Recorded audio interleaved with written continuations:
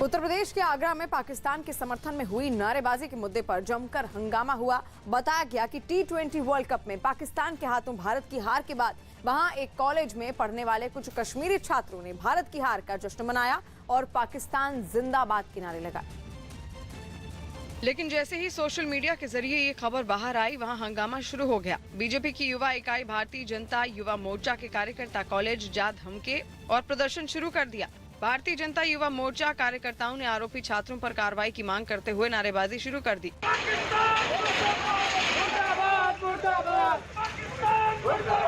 बवाल बढ़ने पर पुलिस भी वहां पहुंची और बीच बचाव की कोशिश शुरू की। हालांकि प्रदर्शनकारी कार्यकर्ता अपनी मांग पर अड़े रहे। बाद में उनकी शिकायत पर पुलिस ने आरोपियों के खिलाफ मामला दर्ज कर कार्रवाई शुरू की। एक तहरीर दी गई है जगदीशपुरा पुलिस को। उस तहरीर के आधार पर अग्रिम विधिक कार्रवाई की जा रही है और मुकदमा पंजीकृत किया जा रहा है। खबर है कि बाद में कॉलेज प्रबंधन ने भी कार्रवाई करते हुए आरोपी छात्रों को सस्पेंड कर दिया। श्रीनगर के 2 मेडिकल कॉलेजों के वीडियो इंटरनेट पर वायरल होने के बाद जम्मू कश्मीर पुलिस ने कॉलेज के छात्रों के खिलाफ FIR दर्ज कर ली, लेकिन महबूबा मुफ्ती इन छात्रों के समर्थन में उतर आई। वायरल हुए वीडियो रविवार के बताए जा रहे हैं, जब T20 मैच में भारत के खिलाफ पाकिस्तान की जीत का छात्रों ने जश्न मनाया और इस जश्न के वीडियो इंटरनेट पर तेजी से फैलने लगे। हॉस्टल में छात्राएं पाकिस्तान की जीत का जश्न मनाती हुई साफ दिखाई दी। वीडियो में बार बार छात्राएं पाकिस्तान के समर्थन में नारे लगाती रहीं, जबकि एक छात्रा किसी ऊंची जगह पर खड़ी होकर नारे लगवाती हुई दिखी। ऐसे बहुत सारे वीडियो इंटरनेट पर वायरल हुए, जिनमें ज्यादातर वीडियो जांच में पुराने पाए गए, लेकिन कुछ वीडियो जांच में ताजा पाए जाने के बाद पुलिस ने UAPA के तहत केस दर्ज कर लिया, जिसके बाद महबूबा मुफ्ती ने ट्वीट कर केस दर्ज करने का विरोध किया। ट्विटर पर उन्होंने लिखा कि ऐसी सख्ती युवाओं को और भटका देगी। खासतौर पर उन्होंने ट्विटर पर गृह मंत्री अमित शाह के जम्मू कश्मीर के दौरे का भी जिक्र कर दिया, क्योंकि उनके दौरे के वक्त ही वर्ल्ड T20 में भारत और पाकिस्तान का मैच हुआ था। लेकिन महबूबा का बयान सामने आते ही उनका विरोध शुरू हो गया और जम्मू में डोगरा फ्रंट से जुड़े लोग सड़कों पर उतर आए। महबूबा की फोटो हाथ में लेकर उन्होंने पहले नारेबाजी की, फिर तस्वीर पर जूते और चप्पल बरसाकर गुस्सा उतारा। पाकिस्तानी नारे लगाने वालों को जेल में डालो, जेल में डालो। फिर महबूबा मुफ्ती की तस्वीरों को आग के हवाले कर दिया गया। शहर के एक अहम चौराहे पर काफी देर तक ये विरोध प्रदर्शन चलता रहा। वो सिक्योरिटी जो बॉर्डर के ऊपर सुरक्षा करती है हमारी, वो उसकी सुरक्षा क्यों कर रही है जो पाकिस्तान का नारा लगा रही है। दूसरी तरफ बीजेपी ने भी महबूबा मुफ्ती को पाकिस्तान परस्त बताने का मौका नहीं चूका। महबूबा मुफ्ती भारत के हारने के बाद कितनी खुश हो रही हैं, तो उनका समर्थन कर रही हैं। ये इनके द्वारा जो प्रेरित राजनीति है, उसके कारण ही इस प्रकार की चीजें होती हैं। जम्मू कश्मीर पुलिस फिलहाल वीडियो की जांच कर रही है और दोनों मेडिकल कॉलेजों के स्टाफ से पूछताछ कर नारेबाजी करने वाले छात्रों की पहचान करने की कोशिश में लगी है। मध्य प्रदेश के उज्जैन से एक हैरान करने वाला वीडियो सामने आया। वहां एक बदमाश ने दिन दहाड़े एक महिला की चेन लूट ली। बताया गया कि वो महिला अपनी कोरोना वैक्सीन लगवाकर घर लौट रही थी, लेकिन तभी एक बदमाश तेजी से उनके पास पहुंचा और झपट्टा मारते हुए उनकी चेन खींचने लगा। इस घटना का वीडियो भी सामने आया, जिसमें वो महिला पैदल ही आगे बढ़ती हुई नजर आई। इस बीच वो बदमाश भी उनके आसपास चलता हुआ दिखाई दिया। मौका पाते ही उनसे झपट्टा मारा और महिला के गले से उसकी चेन तोड़ने की कोशिश करने लगा। हालांकि वो महिला भी लुटेरे से भिड़ गई। दोनों के बीच काफी देर तक खींचतान चलती रही। हालांकि बाद में लुटेरे ने महिला को धक्का देकर जमीन पर गिरा दिया और चेन लूट कर फरार हो गया। इस दौरान वहां से 2 महिलाएं भी गुजर रही थी, लेकिन वो भी बदमाश को नहीं रोक पाई। यूपी के लखीमपुर कांड की सुनवाई के दौरान सुप्रीम कोर्ट ने राज्य सरकार को फटकार लगाई। न्यूज 18 के एहतशाम खान की रिपोर्ट है कि सुनवाई में यूपी सरकार ने कोर्ट को बताया कि इस मामले में 68 गवाह हैं, जिनमें 30 के बयान दर्ज हुए हैं। इस पर अदालत ने सवाल उठाए और पूछा कि हजारों लोग उस किसान रैली में मौजूद थे, तो अभी तक सिर्फ 30 गवाहों के बयान ही क्यों दर्ज हुए। इतना ही नहीं, कोर्ट ने राज्य सरकार को निर्देश दिया कि जो लोग घायल हुए हैं उनको भी इस मामले में गवाह बनाया जाए और जल्द बयान दर्ज किए जाए। साथ ही सारे गवाहों का सुरक्षा देने के लिए भी कहा गया। इसके अलावा लखीमपुर कांड में मारे गए श्याम सुंदर और पत्रकार रमन कश्यप के वकीलों ने कोर्ट को बताया कि उनके मामले में पुलिस कुछ नहीं कर रही, जिस पर सुप्रीम कोर्ट ने इन दोनों मामलों में राज्य सरकार से अलग से रिपोर्ट जमा करने को कहा। अब इस मामले में 8 नवंबर को अगली सुनवाई होगी। पेगासस जासूसी कांड की जांच पर सुबह फैसला आएगा। सुप्रीम कोर्ट सुबह यह फैसला सुनाएगी कि पेगासस मामले की जांच किसी समिति को सौंपी जाए या नहीं। T20 वर्ल्ड कप में अफगानिस्तान ने एक बड़ी जीत के साथ शुरुआत की। उसने अपने पहले मैच में स्कॉटलैंड को 130 रन से हरा दिया। कांग्रेस नेता राहुल गांधी शनिवार को गोवा दौरे पर जाएंगे, जहां वो अगले साल होने वाले विधानसभा चुनाव के लिए अपना प्रचार अभियान शुरू करेंगे। राहुल इस दौरे में मछुआरों से भी मुलाकात करेंगे। दिल्ली में लगातार बढ़ते डेंगू के मामलों ने सबकी चिंता बढ़ा दी। इसकी रोकथाम और इलाज के लिए पूर्वी दिल्ली नगर निगम ने अपने अस्पताल को पूरी तरह से डेंगू वार्ड में बदल दिया। यानी अब यहां किसी और तरह के इलाज की व्यवस्था फिलहाल नहीं होगी। ये दयानंद अस्पताल है, जिस अस्पताल को फिलहाल सर्जरीज और ऑर्थोपेडिक के सारे काम यहाँ बंद कर दिए गए हैं। इसको डेंगू डेडिकेटेड अस्पताल बनाया जा रहा है। दावा किया गया कि अक्टूबर के महीने में डेंगू के मरीजों का आंकड़ा 1000 को पार कर गया, जिसकी वजह से सख्ती बरती जा रही है। नगर निगम ने लोगों को जागरूक करने के साथ ही इलाकों में दवा का छिड़काव किया। इसी कड़ी में डेंगू के इलाज के लिए अस्पतालों को खास तौर पर तैयार किया गया। स्वामी दयानंद हॉस्पिटल में 140 बेड का डेंगू का वार्ड बनाया है। वहाँ पे भी 90 पेशेंट हैं। मौसम में आए बदलाव से मरीजों की तादाद बढ़ गई, जिसे देखते हुए डॉक्टरों ने बुखार या जुकाम की शिकायत होने पर तुरंत टेस्ट करवाने की सलाह दी। फीवर 3 दिन से ज्यादा किसी को भी हो, हाई ग्रेड 100 से ऊपर, अपना एक ब्लड टेस्ट जरूर करवाना चाहिए। हिमाचल प्रदेश के ऊना से एक रोंगटे खड़े कर देने वाला वीडियो सामने आया, जहां एक सामान ढोने वाली एक गाड़ी बेकाबू होकर शोरूम के अंदर घुस गई। बताया गया कि रफ्तार तेज होने की वजह से पिकअप का ड्राइवर गाड़ी पर काबू नहीं रख पाया और वो सड़क की दूसरी तरफ मौजूद गाड़ियों के शोरूम में जा घुसा। इस हादसे का एक वीडियो भी सामने आया, जिसमें सड़क से कई गाड़ियां गुजरती हुई दिखाई दी, लेकिन तभी वो पिकअप वहां पहुंचा और शोरूम के बाहर खड़ी एक कार को टक्कर मारते हुए दीवार से जा टकराया। गाड़ी की रफ्तार इतनी तेज थी कि उसके रास्ते में आने वाली कार भी कई फीट दूर पहुंच गई। हादसे के बाद आसपास मौजूद लोग तेजी से उधर दौड़े। हादसे में वहां खड़ी 3 गाड़ियों को काफी नुकसान पहुंचा। हालांकि गनीमत रही कि इन गाड़ियों में कोई मौजूद नहीं था। और यही नहीं, रास्ते से गुजरने वाले कई लोग भी पिकअप की चपेट में आने से बाल बाल बच गए। स्पेन के लापाल्मा द्वीप पर 5 हफ्ते पहले भड़के ज्वालामुखी का मुहाना एक बार फिर फट गया, जिसके बाद उसने ऐसा रौद्र रूप ले लिया जैसा इससे पहले कभी नहीं देखने को मिला। अब हाल यह है कि ज्वालामुखी पर जगह जगह लावे की नदी बह रही है और डर यह है कि पहले ही लगभग 7,500 लोग अपना घर छोड़कर भाग चुके हैं।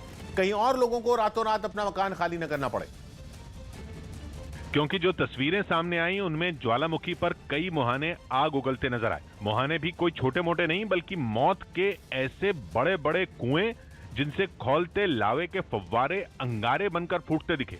ऐसा भयानक विस्फोट कि देखने वाले के रोंगटे ही खड़े हो जाएं, और उस पर भी लावे के साथ जहरीली गैसों और राख का विकराल गुबार किसी बवंडर की तरह आसमान में उठता नजर आया। ऐसा घना धुआं निकलता दिखा मानो ज्वालामुखी पर परमाणु बम फट गया हो। रात में तो लावे के विस्फोट से पूरा आसमान ही चौंधिया गया। ज्वालामुखी से इतना लावा निकल चुका है कि अब तो पूरा पहाड़ ही काला पड़ गया है। उस पर रंग बचे हैं तो सिर्फ बहते सुर्ख लावे के, जिसकी राख तले रिहायशी इलाके दबे दिखे।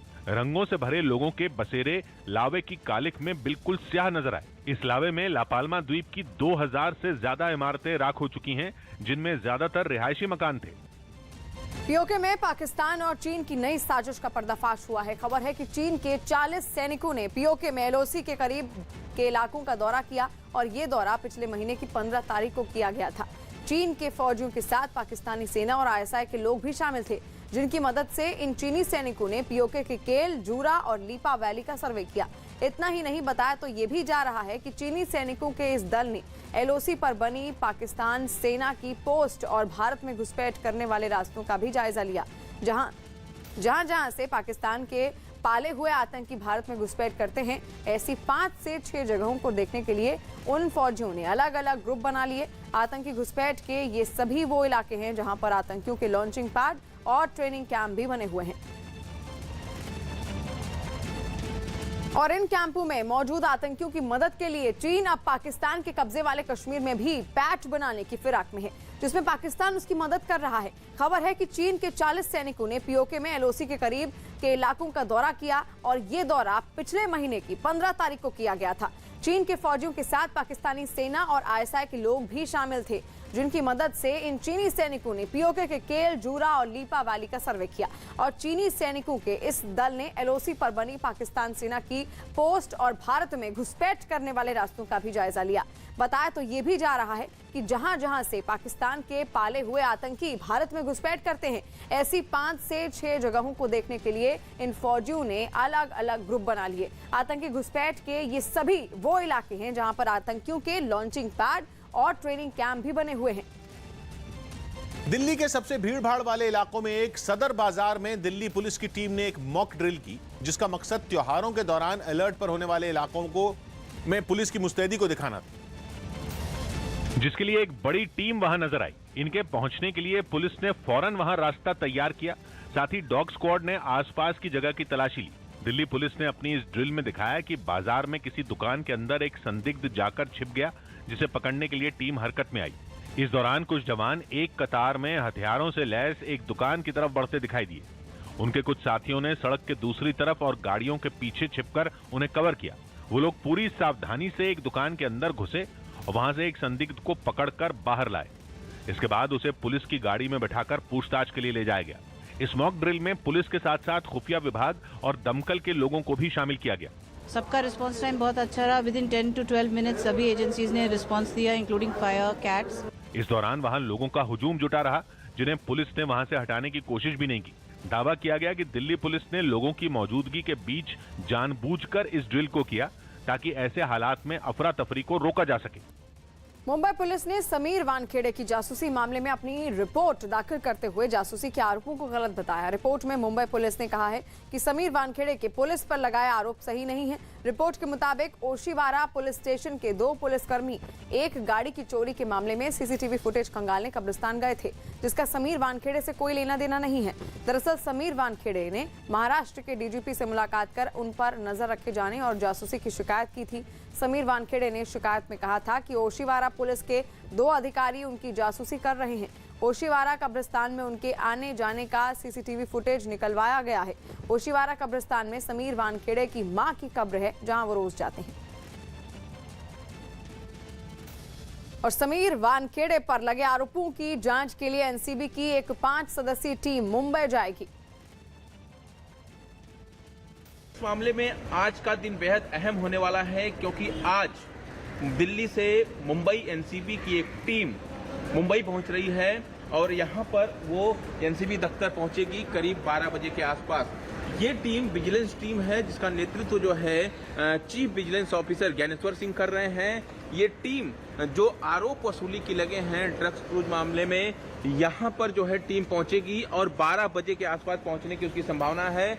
12 बजे ही इस पूरे मामले में जो क्रूड ड्रग्स केस का मेन गवाह है प्रभाकर साइल को यहाँ पर पूछताछ के लिए एनसीबी की टीम ने बुलाया है। प्रभाकर साइल वही शख्स है जिसने कुछ दिनों पहले ही जो है एनसीबी पर करोड़ों की वसूली करने का आरोप लगाया है और उस आरोप के बाद खलबली मच गई है। एनसीबी सवालों के घेरे में है और ऐसे में दिल्ली से 5 सदस्यीय टीम आज मुंबई पहुंच रही है। इस पूरे मामले की जांच करेगी।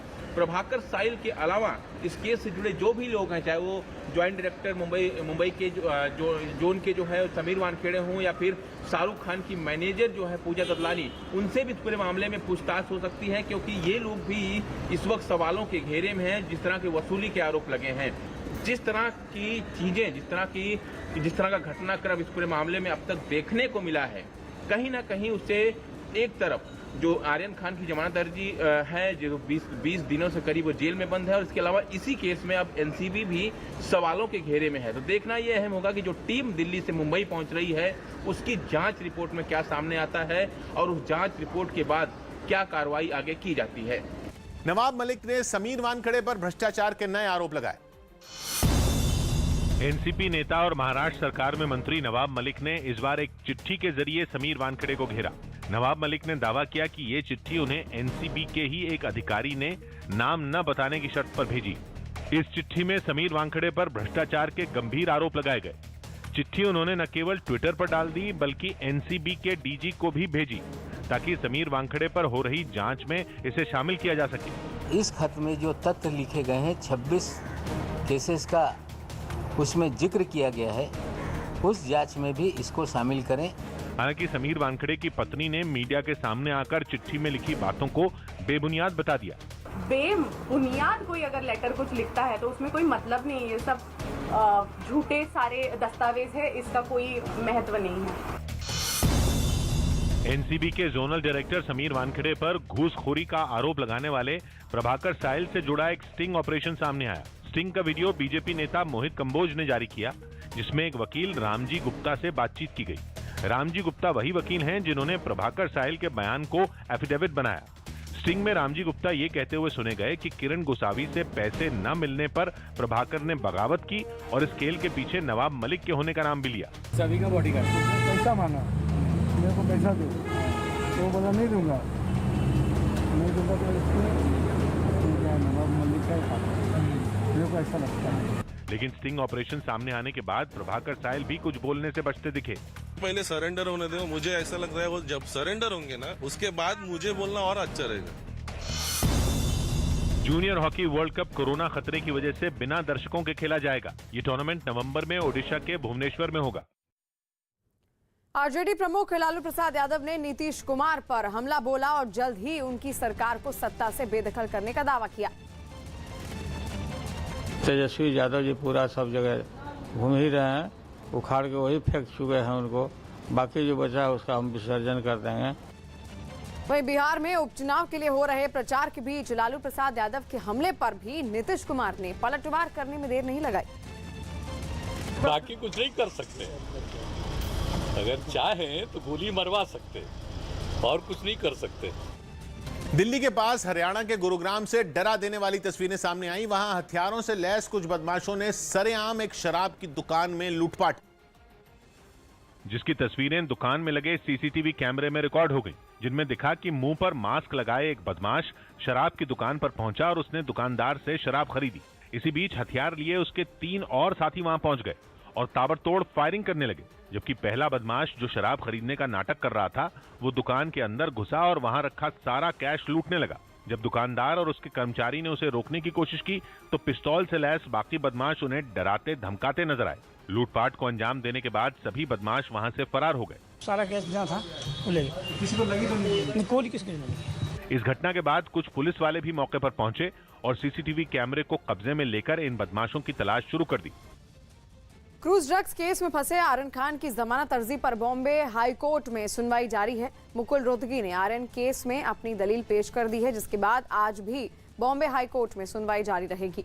आर्यन पिछले 20 दिनों से मुंबई की आर्थर रोड जेल में बंद है। सेशंस कोर्ट से जमानत नहीं मिलने के बाद आर्यन के वकील ने बॉम्बे हाई कोर्ट का रुख किया था और जमानत अर्जी दाखिल की थी। उसी अर्जी पर कोर्ट में सुनवाई चल रही है।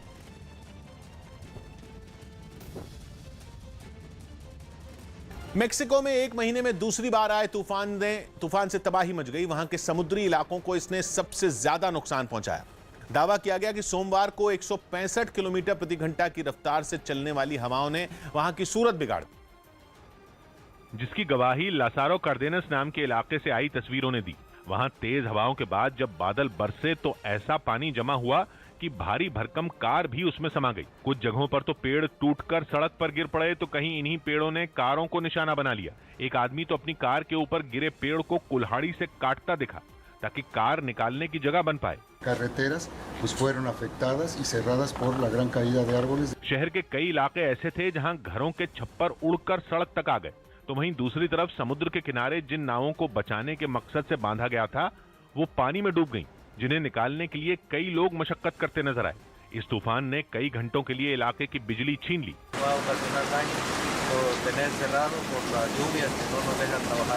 इस तूफान का असर मेक्सिको के कई हिस्सों में देखा गया। तेज हवाओं के बाद समंदर की लहरों ने लोगों के डर को और बढ़ा दिया। अफ्रीकी देश सूडान में सेना ने सड़क पर उतरे प्रदर्शनकारियों पर गोलियां बरसा दी। इस गोलीबारी में 4 की मौत हो गई, जबकि करीब 100 लोग घायल हो गए। 2 दिन पहले ही वहां सेना ने तख्तापलट करने के साथ अंतरिम प्रधानमंत्री अब्दुल्ला हमदोक को गिरफ्तार कर लिया। लेकिन अपनी आजादी और लोकतंत्र बचाने के लिए सैकड़ों लोग राजधानी खर्तूम की सड़कों पर उतर गए। इमरजेंसी के ऐलान के बावजूद ये लोग एयरपोर्ट की तरफ बढ़ने लगे, लेकिन तख्तापलट करने वाली सेना इन निहत्थे लोगों से इतना डर गई कि उसने उन पर गोलियां बरसा दी। सामने आई तस्वीरों में लोकतंत्र समर्थक भीड़ नारेबाजी करते हुए आगे बढ़ती हुई दिखाई दी। उन्हें रोकने के लिए बख्तरबंद गाड़ियों में सेना के जवान तैनात थे, लेकिन जब लोग नहीं रुके तो फौजियों ने उन पर अंधाधुंध गोलियां बरसानी शुरू कर दी। पूरा इलाका गोलियों की तड़तड़ाहट से गूंज उठा। फायरिंग होते ही वहां भगदड़ मच गई। लोग जान बचाने के लिए इधर उधर भागने लगे। कई लोग वहीं पर गिर पड़े। बड़ी तादाद में लोग घायल भी हुए। वहां तख्ता पलट के बाद से ही सेना के खिलाफ प्रदर्शन जारी है, जिसमें हिंसा की भी खबर है। त्योहारों के मौसम का खुमार चढ़ा तो दिल्ली के बाजारों की जबरदस्त भीड़ कोरोना की फिक्र करने वालों को डराने लगी। कोरोना की तीसरी लहर के अंदेशे के बावजूद ज्यादातर होलसेल मार्केट में दिवाली की खरीदारी का भूत सवार नजर आया, जिसकी एक तस्वीर दिल्ली के सदर बाजार में दिखी, जहां खरीदारों का सैलाब इस तरह उमड़ा कि बाजार के किसी भी हिस्से में पांव रखने तक की जगह नहीं बची। कोरोना की तीसरी लहर को दावत देती मेरे पीछे जो तस्वीर आप देख रहे हैं, ये दिल्ली के मशहूर सदर बाजार की तस्वीरें हैं। सिर पीट लेने वाली इन तस्वीरों का एक आंकड़ा भी बताया गया, जिसके मुताबिक बीते कुछ दिनों से सदर बाजार में रोजाना करीब 7 लाख लोग उमड़ते रहे। इनमें ज्यादातर को न मास्क की फिक्र रही और न ही सोशल डिस्टेंसिंग की परवाह। कोरोना जाए भाड़ में, दिवाली पर सस्ती खरीदारी और ज्यादा कमाई करनी है तो करनी है। दिवाली पर सजावटी सामान के लिए उमड़ी भीड़ को देखकर रेडी पटरी वाले भले खुश हों, लेकिन दुकानों के सामने उनके कब्जे से मार्केट एसोसिएशन की नींद उड़ गई। कोरोना तो आया ही आया, लेकिन हम लोग का व्यापार भी गया, रोजी रोटी भी गई है। बीते साल शांत पड़ा रहा कोरोना ऐसा ही मौसम में दूसरी लहर बनकर आया था। अब तीसरी लहर के अंदेशों के बीच ये तस्वीरें फिर से डराती दिखी। खबर है कि सोनिया गांधी ने कांग्रेस के G23 गुट के नेताओं और सिद्धू को नसीहत दी कि वो अनुशासन में रहें। न्यूज 18 के अरुण सिंह की रिपोर्ट है कि सोनिया गांधी ने कांग्रेस के महासचिवों, राज्य के प्रभारियों और प्रदेश अध्यक्षों की बैठक में ये नसीहत दी। खबर है कि सोनिया ने कहा कि नेता को व्यक्तिगत महत्वाकांक्षाओं पर नहीं बल्कि पार्टी को मजबूत करने पर ध्यान देना चाहिए। पता चला है कि बैठक में सोनिया ने पार्टी को मुश्किल में डालने वाले नेताओं को जमकर लताड़ लगाई और सिद्धू समेत G23 नेताओं को अनुशासन में रहने को कहा। खबर है कि कांग्रेस बड़े पैमाने पर सदस्यता अभियान और जन जागरण अभियान चलाने वाली है। साथ ही वो सदस्यों को ट्रेनिंग भी देने वाली है ताकि 2024 की लड़ाई से पहले मजबूत संगठन खड़ा हो सके। कांग्रेस आज अस्तित्व की लड़ाई लड़ रही है और ऐसे कांग्रेस के नेता पर्दाफाश क्या करेंगे? लुटिया डूबते जा रही है, अपने पार्टी को बचाने में सफल नहीं है और बीजेपी और आरएसएस की बात तो छोड़ दे। वो जहां तक मैं समझता हूं कि झूठ बोलने की यदि कोई फैक्ट्री है तो कांग्रेस है। कैप्टन अमरिंदर सिंह की पाकिस्तानी दोस्त अरूसा आलम ने कैप्टन के साथ उनकी फोटो शेयर करने वालों और उनका कनेक्शन ISI से जोड़ने वालों को जवाब दिया। न्यूज 18 के चमन पलानिया की रिपोर्ट है कि अरूसा आलम ने दो टूक कहा कि उनका पाकिस्तान की खुफिया एजेंसी ISI से कोई संबंध नहीं है। उन्होंने पंजाब के उप मुख्यमंत्री सुखजिंदर सिंह रंधावा के उस बयान का जवाब दिया जिसमें उन्होंने कहा था कि वो अरूसा आलम के ISI से लिंक की जांच करवाएंगे। यही नहीं, उन्होंने कैप्टन के साथ उनकी फोटो को बार बार शेयर करने वालों की आलोचना की और कहा कि उन्हें दुख है कि उन्हें बदनाम करने के लिए वो फोटो बार बार शेयर की जा रही है। साथ ही अरूसा आलम ने यह भी बोल दिया कि उन्हें गर्व है कि कैप्टन अमरिंदर सिंह ने पूरी दुनिया के सामने माना कि वो उनकी दोस्त हैं। लेकिन कांग्रेस नेता और पंजाब के डिप्टी CM सुखजिंदर सिंह रंधावा ने अरूसा आलम पर हमले जारी रखे कि मेरी अमेरिका ਦੇ ਵਿੱਚ ਵੀ ਇਸੇ ਲੇਡੀ ਤੋਂ ਲੜਾਈ ਹੋ ਗਈ ਸੀ ਤੇ ਔਰ ਮੇਰੇ ਤੇ ਕੈਪਟਨ ਅਮਰਿੰਦਰ ਸਿੰਘ ਦੇ ਬਹੁਤ ਡਿਫਰੈਂसेस ਆ ਗਏ ਸੀ। BCCI ने मोहम्मद शमी का बचाव किया। पाकिस्तान से हार के बाद सोशल मीडिया पर ट्रोल हुए मोहम्मद शमी का BCCI ने समर्थन किया और उन पर गर्व जताया। TMC नेता सुष्मिता देव समेत कुछ नए राज्यसभा सदस्यों को सांसद पद की शपथ दिलवाई गई। भारतेर संविधानेर प्रति आमी अकृत्रिम निष्ठा। बिहार में 2 विधानसभा सीटों पर हो रहे उपचुनावों में कांग्रेस से तल्खी के बाद लालू प्रसाद के तेवर नरम पड़ते दिखे।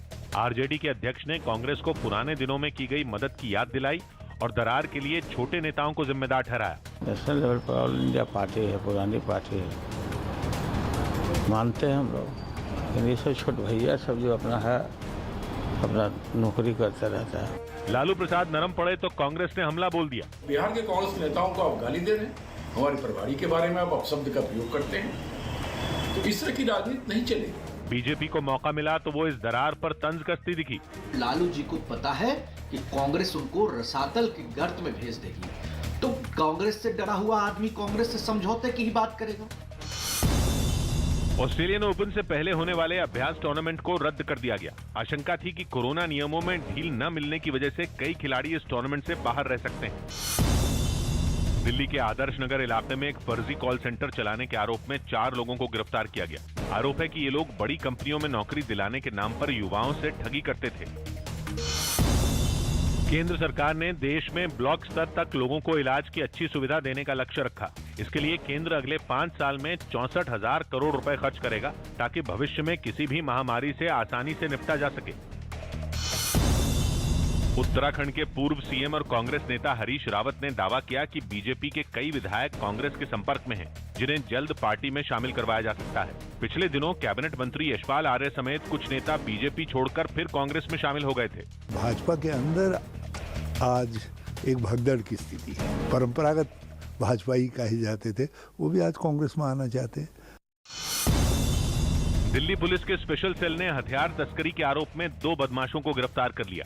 आरोप है कि ये बदमाश मध्य प्रदेश से हथियार लाकर दिल्ली और दूसरे राज्यों में सप्लाई करते थे। मध्य प्रदेश की बड़वानी से हैरान करने वाली कुछ तस्वीरें सामने आई। वहां भीड़भाड़ वाले इलाके में मौजूद एक टायर की दुकान में भीषण आग लग गई।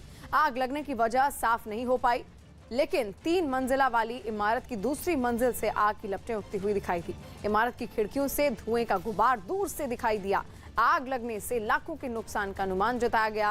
सूचना मिलने पर पुलिस और दमकल की कई गाड़ियां मौके पर पहुंची और आग पर काबू पाया गया। उत्तर प्रदेश के बाहुबली मुख्तार अंसारी की एक और संपत्ति जब्त कर ली गई। गाजीपुर में उनकी पत्नी के नाम पर बन रहे शॉपिंग कॉम्प्लेक्स में पुलिस की टीम पहुंची और पूरे गाजे बाजे के साथ बिल्डिंग कुर्क किए जाने की जानकारी दी। और इसी ऐलान के साथ पुलिस की टीम ने गाजीपुर में बन रहे इस शॉपिंग कॉम्प्लेक्स की बिल्डिंग को कुर्क कर दिया। गैंगस्टर एक्ट की धारा 14(1) के अंतर्गत कुर्क किया जाता है। दावा किया गया कि इसकी कीमत करीब 3 करोड़ के आसपास थी, जिसे मुख्तार अंसारी अपनी पत्नी अफशा अंसारी के नाम पर बना रहा था। इससे पहले गाजीपुर के लाल दरवाजा चौक पर बन रही इस इमारत को जब्त करने के लिए पुलिस की एक टीम ढोल नगाड़ों के साथ वहां पहुंची, जहां लाउडस्पीकर के जरिए संपत्ति के कुर्क होने की जानकारी दी गई।